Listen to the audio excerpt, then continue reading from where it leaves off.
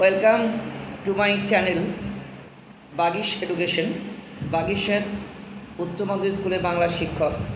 তোমরা অনেকবার মেসেজ দিচ্ছ আমাকে উচ্চ মাধ্যমিক কিছু দেওয়ার জন্য, খুব ব্যস্ত থাকার জন্য দিতে পারছি না। আজকে তোমাদের যে টেক্সট বইটি আছে তার পড়তে জানে এমন মজুরি প্রশ্ন, এই কবিতাটি আজকে তোমাদের কাছে টেক্সট অংশ পড়ার চেষ্টা করছি। উচ্চ মাধ্যমিক 2025 যারা পরীক্ষার্থী আছো তাদের জন্য অবশ্যই তৈরি হচ্ছে লাস্ট মিনিট সাজেশন এবং তার উত্তর তোমরা আমাদের এই চ্যানেল থেকে পাবে।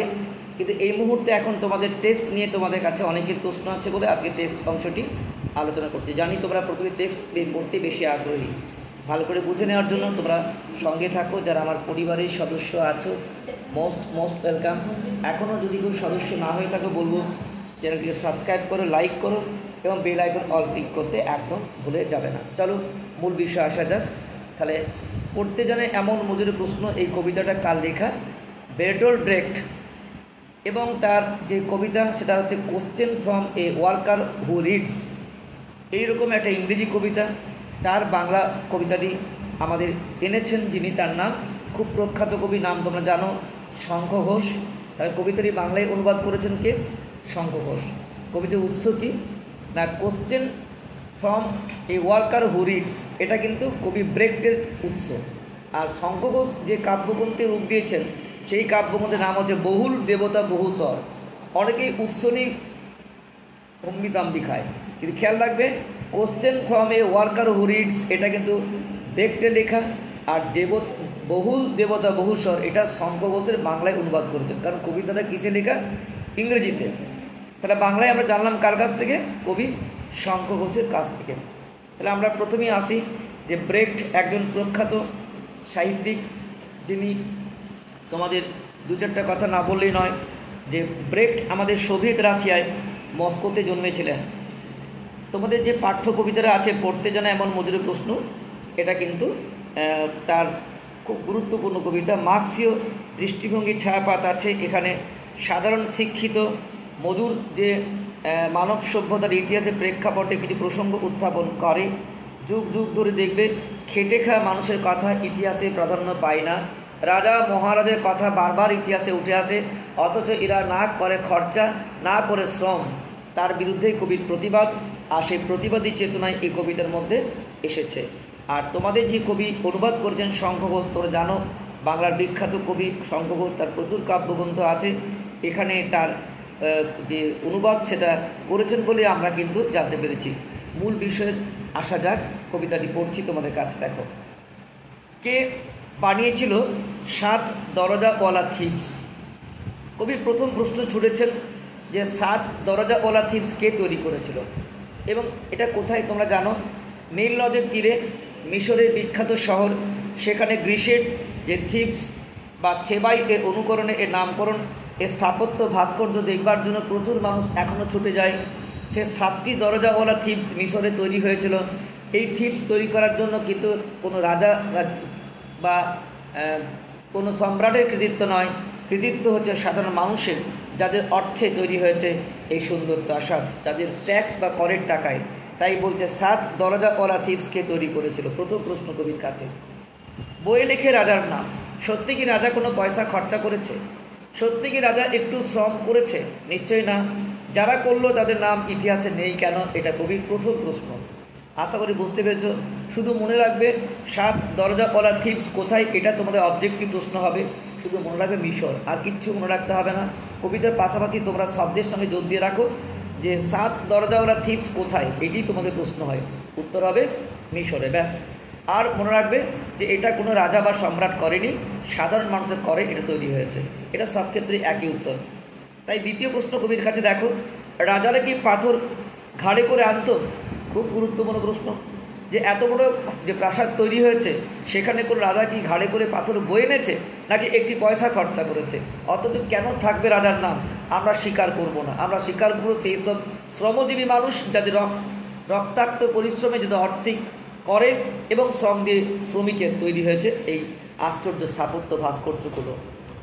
আর ব্যাবিলন এতবার গুঁড়ো হলো, কে আবার গড়ে তুললো এতবার? ব্যাবিলন কোথায় প্রত্যেক ক্ষেত্রে ঐতিহাসিক জায়গা মনে রাখতে হবে। ব্যাবিলন বর্তমানে ইরাকের রাজধানী বাগদাদ শহরের থেকে 55 কিমি দূরেই অবস্থিত। অর্থাৎ বর্তমান যে ইরাক, তার রাজধানী বাগদাদ শহর থেকে মাত্র 55 মাইল দূরেই আছে তোমার ব্যাবিলন। এই ব্যাবিলিয়ান রাজধানী থেকেই এসছে ব্যাবিলন। রাজা হামুরাবি, খুব বিখ্যাত রাজা হামুরাবি, ইতিহাসে পড়েছি আমরা, তার সময় তৈরি হয়েছিল এই নগরটা। ব্যাবিলন নগরটা কার আমলে তৈরি, এই নামটা তোমাদের মনে রাখতে হবে। উত্তর হচ্ছে রাজা হামুরাবি, ঠিক আছে।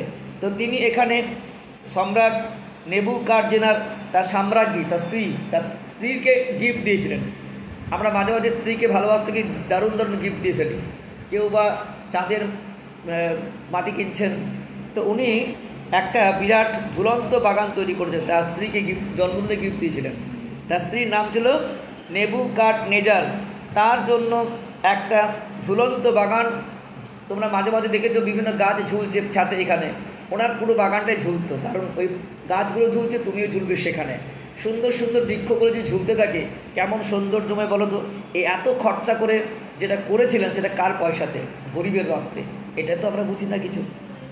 আনুমানিক 4000 শ্রমিক মিলে এই বাগানটা তৈরি করেছিল। কিন্তু এই বাগানটা একবার নয়, পারস্য সম্রাট আক্রমণে ধ্বংস হয় অনেকবার। যতবার ধ্বংস হয়েছে ততবার তৈরি হয়েছে, কিন্তু কার টাকায়? প্রশ্ন একটাই, সেটা কিন্তু আমার তোমার মতো সাধারণ মানুষের পয়সায়। সেটার বিরুদ্ধে কবির প্রতিবাদ। তাই এই ব্যাবিলন প্রসঙ্গে তোমার যা যা মনে রাখতে হবে সেটা হচ্ছে, এই ব্যাবিলন হচ্ছে কোথায়? ইরাকের রাজধানী বাগদাদ থেকে কাছে নিকটবর্তী 50 কিমি দূরেই। এবং এখানে তার সম্রাট হামুরাবি তার স্ত্রীকে একটা ঝুলন্ত উদ্যান উপহার দিয়েছিলেন এবং সুন্দর করে একটা নগর বানিয়েছিলেন। সেই নগরটার নাম কিন্তু ব্যাবিলন। এটা অনেকবার ধ্বংস হয়েছে, ততবারই নতুন করে তৈরি হয়েছে। কার পয়সায়? গরিব মানুষের পয়সায়। এটুকুই তোমরা মনে রাখবে এখান থেকে। দ্বিতীয় লাইন থেকে এটি গুরুত্বপূর্ণ প্রশ্ন, আমি প্রত্যেক লাইন বাই লাইন বলে যাচ্ছি গুরুত্বপূর্ণ বিষয়গুলো, যেখান থেকে অবজেক্টিভ প্রশ্ন করতে তোমাদের কোনো সমস্যা হবে না। তাই প্রথম 7 দরজা থিপস পাশে মনে রাখো বা লিখে রাখো। মিশর, ব্যাবিলন মানে মনে রাখবে এটা হচ্ছে তোমার কোথায়? এটা হচ্ছে তোমার ইরাকের রাজধানী, মনে রাখলেই যথেষ্ট হবে। আর ধ্বংস করেছিলেন কি? পারস্য সম্রাট। নাম হচ্ছে পারস্যরা একবার না অনেকবার আক্রমণ করেছিলেন। আর স্ত্রীকে উপহার দেয় ব্যাবিলন শহর এবং উদ্যান। সোনা ঝকঝকে লিমা যারা বানিয়েছিল তারা থাকতো কোথায়? লিমাটা নাকি সোনায় দিয়ে মোড়া। এই লিমা কোথায়? এটা কিন্তু তোমাদের প্রত্যেকবারে মনে রাখতে হবে। পেরুর রাজধানী লিমা। এটা পৃথিবীর মধ্যে বৃহত্তম শহর এবং বাণিজ্য কেন্দ্র। বলা যায় প্রাচীন যে নগর রাষ্ট্র, প্রথম যে শহর, সেটা লিমা। ফ্রান্সিসকো পিজোর নেতৃত্বে স্পেনীয়রা 16 শতাব্দীতে এটা দখল করেছিল। পাহাড় ও মরুভূমিতে ঘেরা লিমার ভৌগোলিক সৌন্দর্য অতুলনীয়।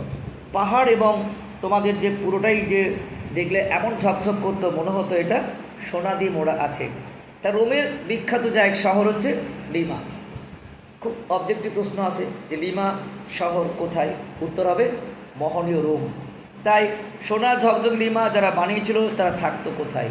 অথচ যারা বানিয়েছিল তাদের থাকার জায়গা ছিল বস্তির অন্ধকারে। তারা এই সুন্দর জায়গায় থাকতে পারতো না। এটাই আমাদের সবচেয়ে বড় কষ্ট। চীনের প্রাচীর যখন শেষ হলো, সেই সন্ধ্যায় কোথায় গেল রাজমিস্ত্রিরা? তোমরা জানো পৃথিবীর এক অন্যতম আশ্চর্য জিনিস চীনের প্রাচীর। চীনের প্রাচীর দেখবার জন্য প্রচুর মানুষ বেড়াতে যায়। অথচ অবাক হয়ে যাবে, চীনের যে সন্ধ্যাতে ওই প্রাচীর শেষ হলো, সেই দিন রাত্রিতে ওই শ্রমিকদের প্রত্যেকের রাত্রি খাবারও দেওয়া হয়নি, টাকাও দেওয়া হয়নি, দূর করে তাড়িয়ে দিয়েছিল। তাই আমরা মনে করি এই প্রাচীরের পিছনে একটা অন্ধকার কাহিনী লুকিয়ে রয়েছে। তাই কবি বলছেন, চীনের প্রাচীর যখন শেষ হলো, সেই সন্ধ্যায় কোথায় গেল রাজমিস্ত্রিরা? বাকি দীর্ঘদিন কাজ করার পর ওদের জীবনটা কি হবে? না আছে কোনো পেনশন, না আছে বাকি জীবন কাটানোর অবস্থা, সেটা কিন্তু সম্রাটরা কখনো খবর রাখেনি। আর আবার বলছেন, জয় তোরণের ঠাসা মোহনীয় রোম। বারবার তো রোমকে যারা জয় করেছে তারা বিজয় স্তম্ভ স্থাপন করেছে, তার রাজার কীর্তি আছে। কিন্তু এই রোমটা কারা বানালো, তাদের নাম কিন্তু ইতিহাসে কোথাও নেই। তাই বলছে জয় তোরণের ঠাসা মোহনীয় রোম। কাদের জয় করলো? সিজার। সিজারের নাম বারবার ধরে বিজয় স্তম্ভে আছে, কি সিজার কাদের জয় করলো, কাদেরকে নিয়ে জয় করেছিল, এটা কিন্তু কোথাও লেখা নেই। সেই কথাটা কিন্তু এখানে ইতিহাসের পাতায় বারবার ধরে তুলে এসেছে। তারপর দেখো বলছে যে এত যে শুনি বাইজেন্টিয়াম, সেখানে কি সবাই প্রাসাদে থাকতো? বাইজেন্টিয়ামে বিরাট যে প্রাসাদ, সেখানে কি সাধারণ মানুষের জায়গা ছিল? সাধারণ মানুষ থাকতো সবার নিচে একটা ঘিঘি অন্ধকার পরিবেশে, আর সম্রাট বা উচ্চ পর্যায়ের অভিজাতরা থাকতেন একটা বিরাট ঐশ্বর্যে। তাই বলছেন যে এই বাইজেন্টিয়ামকে নিয়ে আমরা এত গর্ব করি, সেখানে কি সাধারণ মানুষের থাকার জায়গা হয়েছিল? একেবারেই না। তাই সেখানে থাকতেন কারা? শুধু অভিজাত বড়লোক শ্রেণীর মানুষ থাকতেন। এমনকি উপকূলের আটলান্টিস সমুদ্র যখন তাকে খেলো, আটলান্টিস তুমি জানো যে জাহাজ সমুদ্রে ডুবে যায়, এটাও একটা বিরাট ঘটনা।